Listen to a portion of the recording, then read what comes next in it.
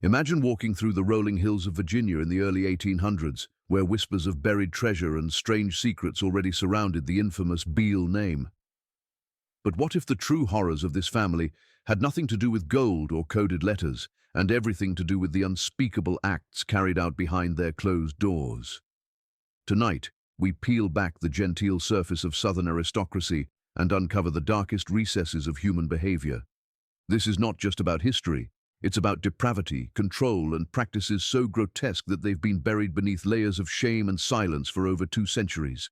The Beale family of Virginia in 1821 presented themselves to the world as a picture of wealth, sophistication, and influence, the kind of household that carried the aura of respectability in a society that thrived on appearances. To their neighbors and the surrounding community, they were landowners of refinement, their estate a symbol of permanence and prosperity.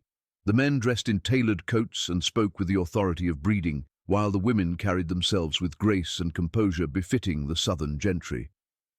But within the walls of their grand home, a shadow lurked, one that twisted the very ideals of refinement into grotesque displays of dominance and corruption. The family's outward respectability was nothing more than a mask, carefully maintained to hide the disturbing private rituals that consumed them. Behind their carefully orchestrated social image lay practices so horrifying that whispers about their nature could only be shared in hushed tones and only among those who had caught brief glimpses of what went on when the doors were shut. The Beales were obsessed with the idea of control, not only over their land, wealth, and legacy, but over the very bodies and minds of those who lived within their household. Servants and distant relatives became the first to sense the darkness festering behind their manners. For the Beales, sexuality was never an intimate expression but a weapon, something to be used to establish hierarchy, dominance, and perverse pleasures that blurred all sense of morality. They cloaked their rituals in secrecy, ensuring that to the outside world they remained dignified, but inside there existed a chilling reversal of what respectability was meant to embody. The very concept of family ties became perverted, as bonds of blood were no longer sacred, but instead twisted into avenues of exploitation, each generation inheriting not only wealth but also the cycle of abuse that was masked by their legacy. Those who caught even fragments of what went on in the Beale estate spoke of sounds that carried through the walls, noises that were far from the expected quiet of genteel family life. The sharp cries that sometimes broke the silence of the night were dismissed by outsiders as family quarrels or the ill health of a servant, but within they were echoes of rituals designed to degrade and corrupt. Guests who visited the estate on formal occasions described an atmosphere that was both grand and unsettling, as though the beauty of the home was draped over something rotten. Servants avoided certain wings of the house, murmuring about rooms that seemed forbidden, where curtains were drawn tight even in the brightest daylight. These hidden spaces were not simply places of privacy but chambers where unspeakable acts unfolded, where the Beales indulged in rituals that shattered both innocence and humanity. The family's obsession with bloodlines and legacy gave their practices a disturbing dimension. For them, the control of sexuality was not limited to indulgence, but became a method of maintaining dominance within their own circle. The concept of purity, so loudly preached by many families of their standing, was warped into a justification for acts that were anything but pure. Their twisted sense of control extended into manipulating relationships within the household, turning bonds that should have been protective into instruments of torment. The daughters and sons of the family were not spared but were woven into the cycle of rituals that blurred boundaries until trauma became a hereditary curse. The outward image of educated, poised young men and women concealed scars, both physical and unseen, that carried forward into each generation, feeding the legacy of corruption that the family carefully hid behind smiles and polished appearances. Travelers passing through the area often remarked on the Beale family's charm, noting how quick they were to welcome outsiders with wine, music, and conversation. But those who stayed long enough began to notice contradictions. A nervous glance from a servant, a sudden hush when certain subjects arose, and the unexplainable tension that seemed to hang in the air like a heavy fog all suggested that beneath the glittering hospitality there was something that no amount of southern charm could disguise. The Beales had mastered the art of duality, respectable by day, monstrous by night. Their rituals became a private theater of cruelty, where dominance was rehearsed over and over, never meant for outside eyes, yet leaving behind traces that keen observers could not ignore. The community at large had its suspicions, though fear and the Beale family's influence kept most silent. It was dangerous to accuse a family of their stature, especially in a society where reputation often outweighed truth. The rumors were carefully suppressed, buried under the weight of the Beale name and the fear of retribution. Yet stories persisted in the taverns and small gatherings of townsfolk, whispered accounts of young women who vanished after being employed at the estate, or of servants who ran away in the night, refusing to speak of what they had seen. These accounts, scattered though they were, painted a chilling picture of a family whose power enabled them to indulge in practices that others could scarcely imagine. What made the Beale family's hidden life particularly horrific was not only the nature of the acts themselves, but the contrast between their public persona and private depravity. The dissonance created an atmosphere of dread, as if every smile, every polite bow, every graceful turn at a dance concealed an undercurrent of menace. It was as though the very foundation of their social identity was built upon a lie, and within that lie festered the most disturbing truths about human corruption. The grandeur of their estate became symbolic of their duplicity, majestic from the outside, decayed and poisoned within. The duality of the Beales reveals the darkest irony of their time, that in a society obsessed with appearance, wealth and legacy, some families could hide monstrous behavior in plain sight. Theirs was a life lived in two worlds, one celebrated by the public eye, the other hidden in shadows, where sexual practices were no longer acts of intimacy, but instruments of domination and perversion that left a mark on every soul caught in their web. The Beale estate in Virginia stood as a grand structure that seemed impenetrable to the outside eye, a mansion of brick and timber that was built to inspire awe and respect. Yet within its walls existed a darker architecture, one of secrecy and manipulation.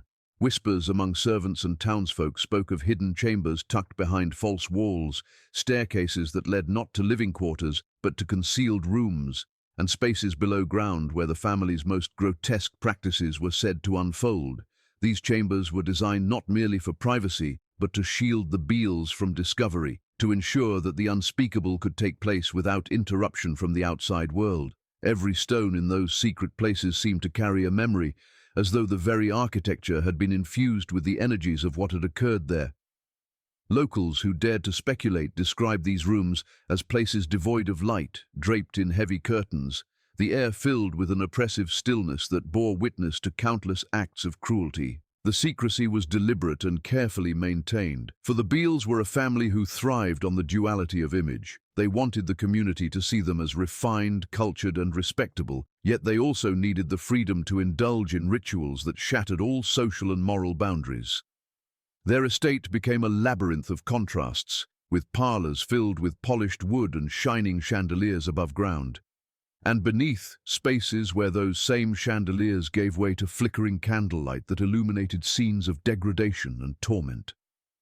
The hidden chambers became theaters of horror, carefully shielded from prying eyes, yet their presence was felt in the way servants lowered their voices when certain corridors were mentioned, and in the way family members themselves carried an air of unease when moving through the estate. There were stories of sounds that leaked from these chambers in the dead of night, muffled but unmistakable. Those who worked within the estate reported that the noises were unlike anything natural, the cries and moans carrying an edge of both pain and ritualistic repetition, as though what was occurring was not spontaneous, but rehearsed.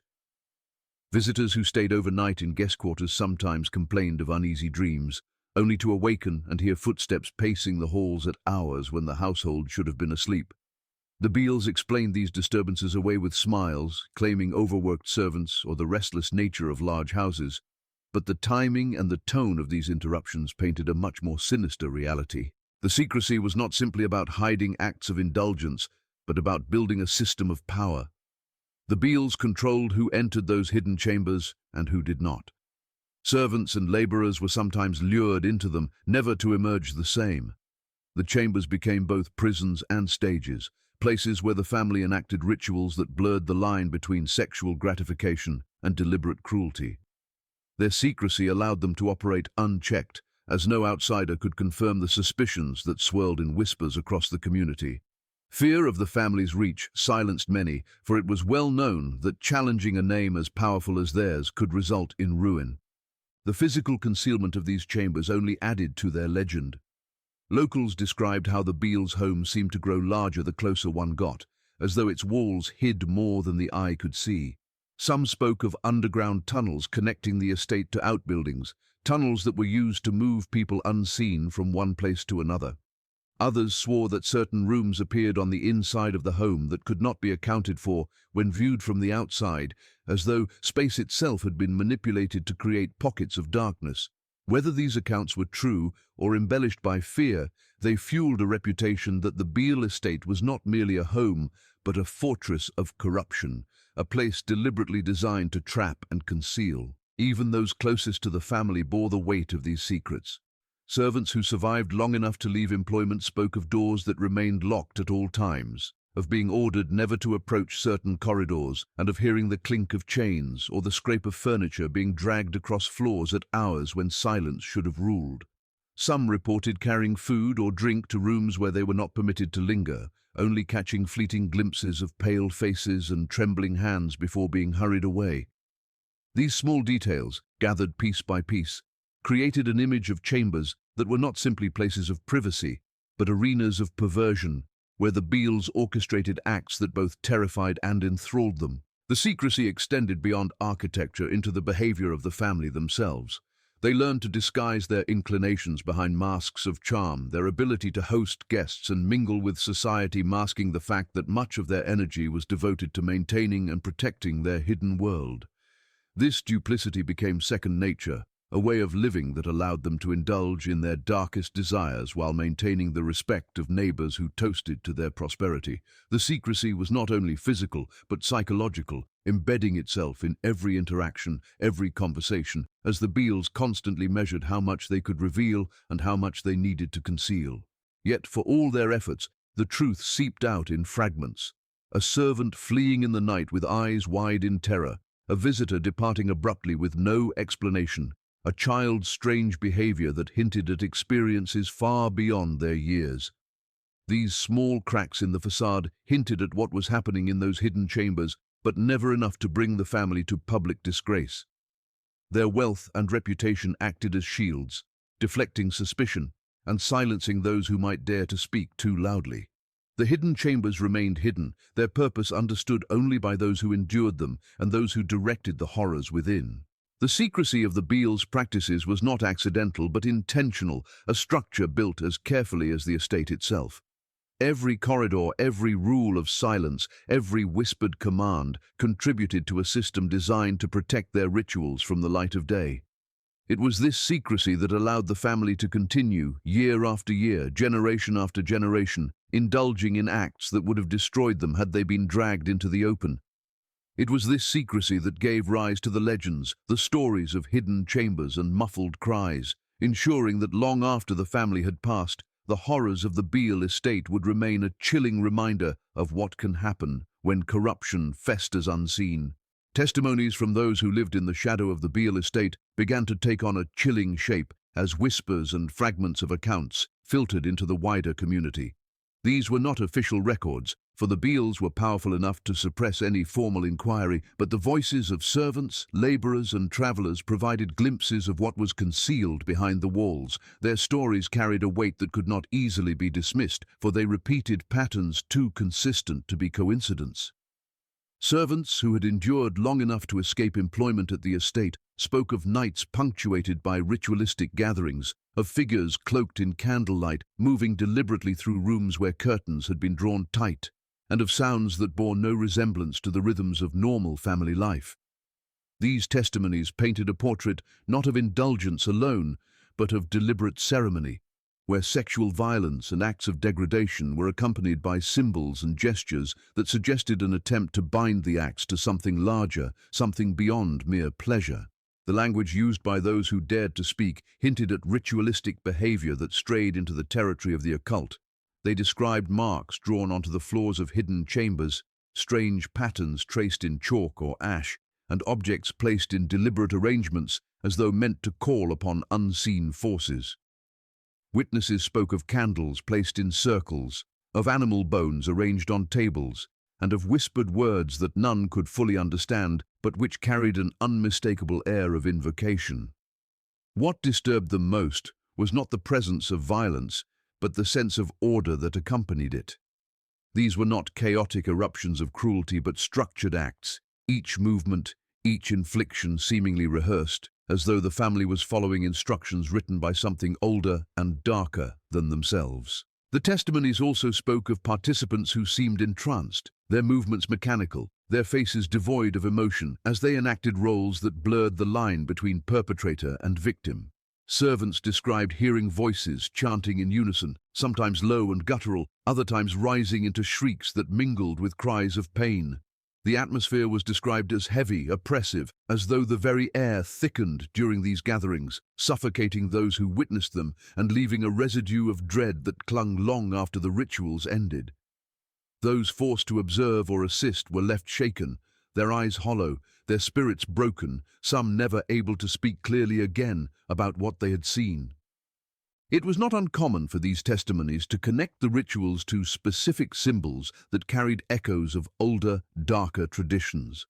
Some described seeing carvings etched into the wooden beams of certain chambers, shapes that were neither decorative nor familiar to Christian faith. Crosses were inverted, circles intersected with lines, and images resembling eyes were scratched into surfaces as if to watch over the acts being committed. Testimonies suggested that these symbols were part of the rituals themselves, drawn and redrawn before the gatherings began, their presence ensuring that the horrors within were tied to something larger than the family's own depravity. The implication was that the Beales were not only indulging in acts of sexual violence, but attempting to give them meaning, binding them to traditions or beliefs that reached far back into shadows of history. Rumors spread among townsfolk that the family sought power from these rituals, that their wealth and influence were not merely the result of land and labor, but of pacts made in secret, sealed by the suffering of those caught within their household. Testimonies hinted at this, with descriptions of prayers spoken in unknown tongues, of invocations that seemed less like pleas and more like bargains. Witnesses claimed that during these ceremonies, the family members themselves seemed to undergo transformations, their eyes glazed, their voices distorted, their entire presence shifting into something unrecognizable. Servants who fled swore that they had seen family members consumed by something not entirely human during these moments, as though the rituals invited forces that blurred the line between man and beast, sanity and madness. The testimonies also pointed to the deliberate use of victims in these ceremonies, often chosen from the most vulnerable. Young women hired as servants, distant cousins brought into the household under the guise of family duty, even children of laborers who went missing without explanation. These became the bodies through which the Beales enacted their ceremonies. The testimonies did not describe isolated incidents, but a pattern, repeated across years, where disappearances aligned with gatherings at the estate. Each victim was not simply used, but absorbed into the rituals, their cries silenced by the walls of secrecy, their suffering transmuted into a form of currency for whatever power the family believed they were summoning. Though the Beales maintained their public image of refinement, the testimonies of those who survived contact with their hidden world undermined that facade. The consistency of detail across separate accounts lent them credibility, for those who spoke had no reason to conspire and every reason to remain silent. Yet the details aligned: the candles, the symbols, the chanting, the cries, the oppressive air, the deliberate cruelty cloaked in the structure of ritual. These accounts, when pieced together, formed a chilling mosaic of a family whose pursuit of control and power had led them into practices that blurred the boundaries between perversion and worship, violence and ceremony, humanity and monstrosity. In taverns and gatherings, the stories spread quietly, never loud enough to reach the ears of the Beales, but persistent enough to embed themselves in the consciousness of the community.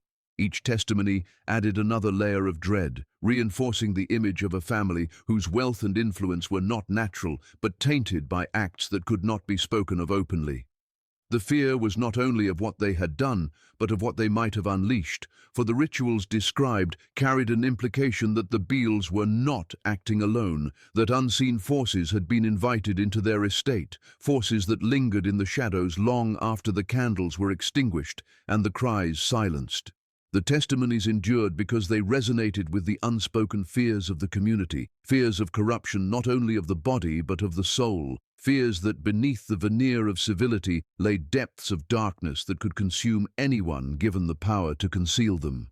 It was in these whispers, these fragments of stories passed from one trembling witness to another, that the true horror of the Beale family was revealed, not merely in the violence they committed, but in the deliberate ritualistic structure that made their practices something far more sinister than private perversion. The Beale family's obsession with purity and control was the thread that bound their household together, but it was a thread woven from corruption, one that twisted the natural order of human relationships into instruments of exploitation. What outsiders saw as a family devoted to preserving their legacy was, in truth, a house where that very devotion had been perverted into acts of domination over their own blood. Purity, for the Beales, did not mean innocence or virtue, but ownership, a claim over bodies and souls within the family that allowed them to reshape the meaning of intimacy into something dark and grotesque. Control was their guiding principle, and every act of cruelty within their hidden world was justified by it.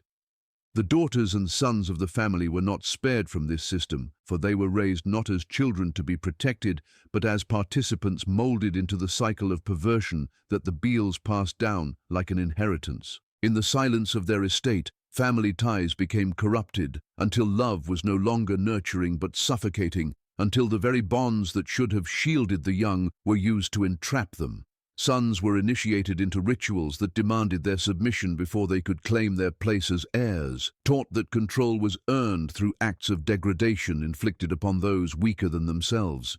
Daughters, presented to the outside world as graceful and refined, were groomed in secret to embody roles that blurred the line between victim and accomplice, forced into ceremonies where their innocence was deliberately broken and reshaped into compliance. The Beales treated their own lineage as material for their rituals, believing that by twisting their bloodline into submission, they could ensure its strength and continuity. This created a generational chain of trauma, each child bearing the scars of what had been inflicted upon them, only to later perpetuate those same horrors as adults. The obsession with purity was laced with hypocrisy, for while the Beales claimed to be preserving the sanctity of their line, they were in truth eroding it with every act of exploitation. What they passed down was not strength but corruption, a legacy of psychological wounds that bled into the very marrow of their descendants. Servants and acquaintances who caught glimpses of the children's behavior often remarked on their unnatural silence, their eyes dulled by experiences that should never have been theirs to bear.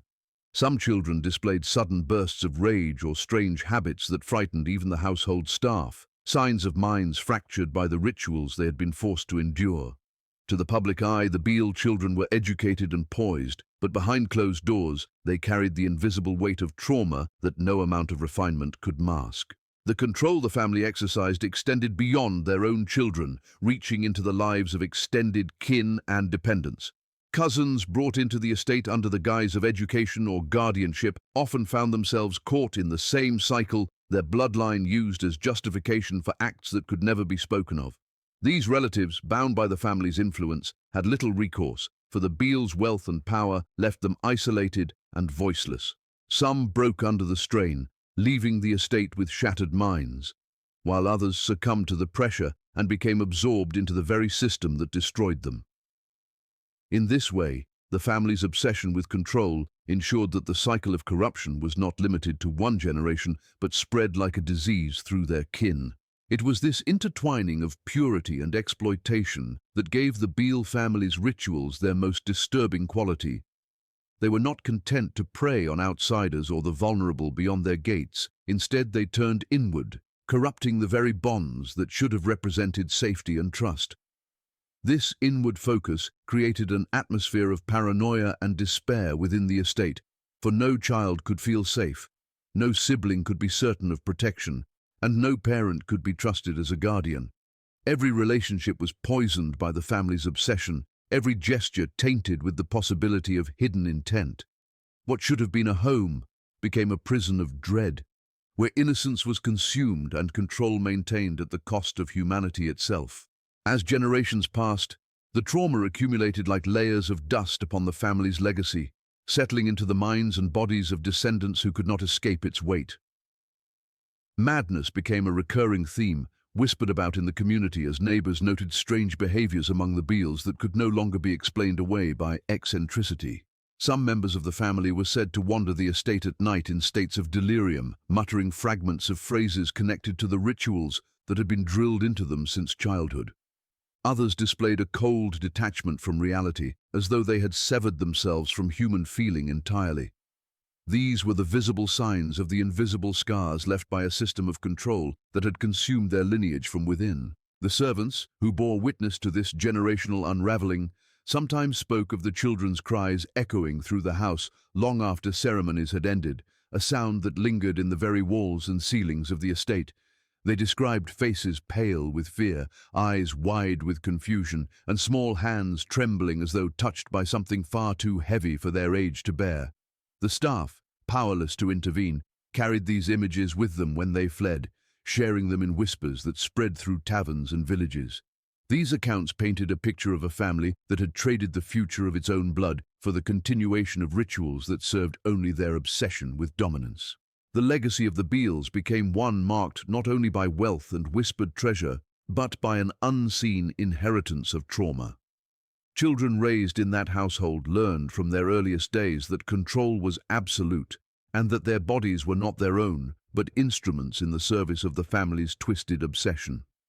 With each generation, the cycle deepened, embedding itself into the family's identity until it was impossible to separate who they were from what they had done. The obsession with purity and control had become their curse, shaping a lineage where exploitation replaced love and where trauma was passed down as surely as land and gold. What began within the Beale household as carefully concealed indulgences soon grew into something far greater, for the perversions of one generation never remain contained. The rituals and acts that had once taken place only behind locked doors and shuttered windows began to ripple outward, their effects spilling beyond the boundaries of the estate and into the fabric of local legend. At first, the whispers were small, carried by servants who had escaped the household or by travelers who claimed to have seen strange lights burning in the house long after midnight. Yet as time passed, the accumulation of these stories built a reputation for the Beales that could no longer be confined to private suspicion. The grotesque practices hidden behind their wealth and refinement transformed into a mythology of corruption, a tale that fused with the family's name so completely that even their infamous connection to buried treasure could not eclipse the darker stain left by their actions. The spread of these stories was gradual but unstoppable, carried from tavern to tavern, whispered in barns and marketplaces, and traded in hushed voices around firesides. Locals spoke of how the Beales had once been seen as pillars of society but were now regarded with unease, as though their very presence carried a contagion of darkness. The legends painted them not merely as cruel or depraved individuals, but as a family consumed by something larger than themselves, a curse that clung to their name and tainted all who bore it. The tales told of entire generations, swallowed by madness, of children raised in shadows who grew into adults incapable of escaping the cycle of corruption, of women who withered from despair, and men who seemed driven by compulsions that no human should carry. For many in the community, the Beale family's descent into legend was reinforced by the disappearances and strange occurrences that seemed to circle the estate. Young servants hired for the household would vanish without explanation, their families left with no answers. Neighbors swore they had seen pale faces watching from windows at impossible hours, eyes reflecting candlelight from deep within the house. Travelers spoke of hearing screams carried on the wind, so faint and fleeting that they could never be proven, but always lingered in the memory. These tales were passed from person to person until they became part of the identity of the land itself, as if the soil of Virginia bore witness to the horrors of the Beales and refused to let them be forgotten. As the years went on, the family's obsession with secrecy backfired, for what they concealed most tightly was precisely what bred the most speculation.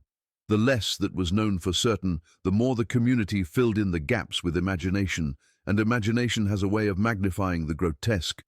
The Beales became figures not only of fear but of fascination, their name invoked in warnings to children and in gossip shared by adults who claimed to know someone who had once been inside the estate. The rituals that had once been confined to hidden chambers were now imagined as sprawling ceremonies involving the entire household, scenes of unspeakable corruption layered with occult power, retold with such conviction that they began to feel more real than truth itself. The legacy of this corruption did not stop with the family's lifetime, but carried forward, passed along as a story that seemed to grow darker with each telling. Even when the family itself began to fade from prominence, their reputation remained, as though the memory of their acts had imprinted itself onto the land. Graves associated with the Beale name were avoided, their markers treated with suspicion, for many believed that the ground could not contain the evil that had once lived in the flesh. Some swore that the graves were empty, the bodies having never rested at all, while others claimed that the spirits of the victims lingered near the estate, bound to the horrors that had been inflicted upon them. In this way, the Beales became more than a family. They became a legend of corruption that reached beyond history into folklore. The effect on their descendants was profound, for no matter how far they traveled or how much they tried to distance themselves from the past, the Beale name carried the weight of the stories. Children born into the line inherited not only wealth or infamy, but the invisible curse of a reputation drenched in whispers of perversion and cruelty. Marriages were strained by suspicion, alliances soured by fear, and friendships eroded under the pressure of carrying such a legacy. Even those who sought to live differently could not escape the shadows cast by their bloodline, as if the cycle of trauma and corruption had embedded itself so deeply into the family's story that it could never be erased. Over time, the Beale family's depravity became inseparable from the myths of hidden treasure that surrounded them. Some claimed that the vast wealth supposedly buried in Virginia had been tainted by the rituals used to protect it, that the codes and ciphers associated with the treasure were not simply puzzles, but curses designed to ensnare anyone foolish enough to pursue them. Treasure hunters who searched for the Beale fortune often spoke of strange misfortunes, of accidents and illnesses that seemed to dog their steps, fueling the belief that the family's corruption had poisoned not only their household but also the wealth they left behind. Thus, the Beales became both a symbol of greed and a warning against it, their story a reminder that what glitters with promise may be steeped in horrors too great to comprehend. The transformation of their hidden perversions into legend ensured that the Beale name would never fade quietly into history. Instead, it became a cautionary tale told in countless variations, a story of how unchecked power and secrecy can twist human nature into monstrosity. The further the tale spread, the less it belonged to the family themselves, and the more it became the property of those who whispered it, each retelling adding another layer of dread until the Beales were remembered not for their accomplishments or their wealth, but for the corruption that seeped from their walls into the world beyond. This was the true legacy of the family, a legend of darkness that no treasure, no estate, and no outward display of refinement could ever cleanse.